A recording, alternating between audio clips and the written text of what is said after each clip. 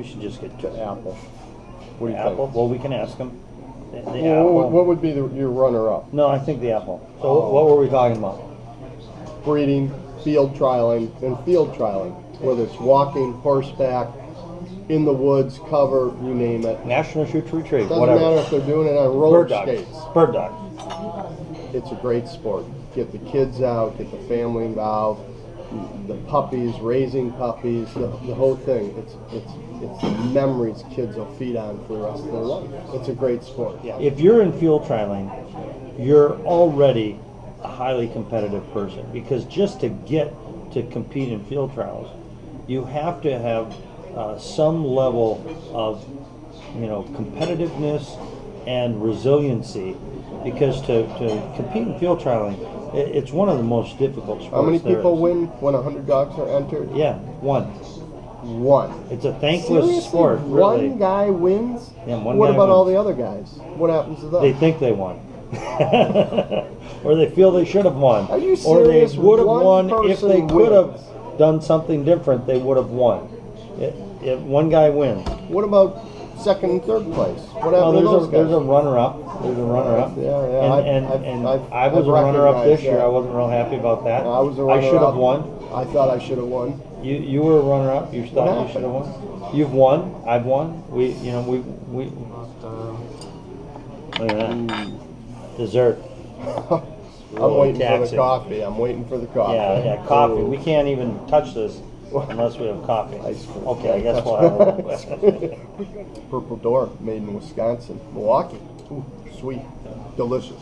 You might be waffling on how that is. I'm not waffling. That's outstanding. I have no problem taking over. We're starting to see in the setter world the people that are in the higher echelons of competition getting into the setter world. And my guess is that's going to mean setters, that there'll be a bit of a trickle down, and more people that are maybe thinking about a setter will jump into the fold. I think If I keep him talking, I I think can do the eating. He can eat. I think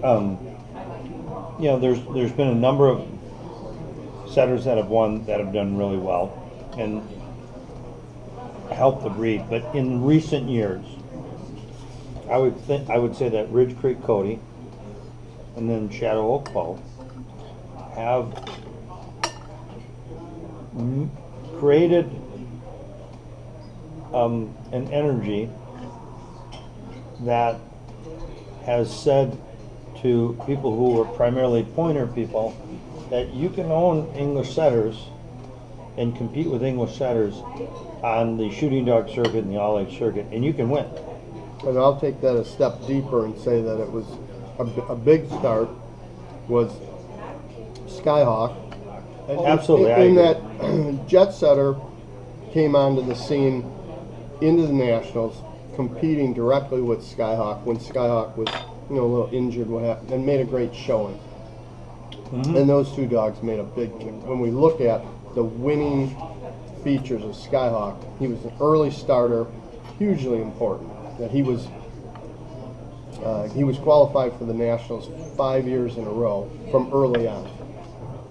Yeah, and I think when you really look at the consistency of bloodlines, when you really look at quality animals and you roll back, you're going to see Skyhawk in there. More times than not, you're going to see. Yeah, like it or not like it. You're going to see see it. Skyhawk bloodline in there, and I think that's true. And you're right. I mean, I had named a couple of the most recent, but if you go back 10 years, it's a Skyhawk and a jet setter situation. Right. 10, 12 years ago. And you look at Betty, this new pup. Yep. Skyhawk. Yeah, Skyhawk breeding. Yeah. You look at the females. In my kennel, that was, we had our arguments way back. Who do we breed to? Who do we? And the word was, we got to get down to Skyhawk. That's the only dog on the scene right now. And at that time, Jet Setter hadn't showed up. So, and that's funny because we sat and had that conversation at Sean's, and we both looked at you and said, there's one dog you have to get that blood into your kennel, and you better go get it now. Yep. Right? And that was Skyhawk. Mm-hmm. and you kind of kicked a little bit. We didn't do very good waiting for the coffee. Cappuccino, coffee. Coffee, straight Yes. up. Thank you. Great evening. Great evening. And you've got a move-on dog, so you came out way ahead. This is a memorable dish, though. This was, sometimes it's worth it to drive a little bit and have to buy a guy dinner. We got to keep the bloodline going. I'll be working dogs tomorrow, guys. I think we're on the right track. I mean, I do. I believe that, and we're not the only ones that are on the right track. There's other breeders and people trying to develop breed on animals, and you know, we're always looking for that next dog that can contribute to the bloodline. The cup of coffee. This is what bird dogs are about. This is a rare moment where a guy can sit down and kind of disseminate between one dog and another dog and not get in too much trouble. Jack and John Elliott with Sky. Great guys, by the way. Yeah, Great guys. Skyhawk. They're not involved in the sport anymore, but great guys. And then when you look at Shadow O'Go, and that was Well, Buddy Smith had the dog. I don't know where that dog came from previous to Buddy Smith having that dog, but Buddy Smith kind of developed that dog as a young dog, and then it ended up in Robin Gates' hands, and then obviously legendarily, you know, went through and won 2 national championships, and is just supposed to be a phenomenal bird dog. I personally have never seen him on the ground, and I've never seen him in competitions, just for the sake that we're up here in Wisconsin, and you know, when I've been down south, I haven't gotten to see him run. and I've seen him run Shadow O'Go a few times up in Canada, but that's going back some years. Well, you know, one of the things I would say is as a community, and I think this isn't setting it, that there are a lot of legendary individuals. Harold Ray, I just talked to him the other day. Harold Ray, Farrell Miller, you know, Robin Gates. There's a lot of legendary bird dog guys out there that are resources that people should take advantage of. Having said that, I can honestly say from a personal standpoint that those individuals, like, you know, Sean Derrick, Harold Ray, Farrell Miller,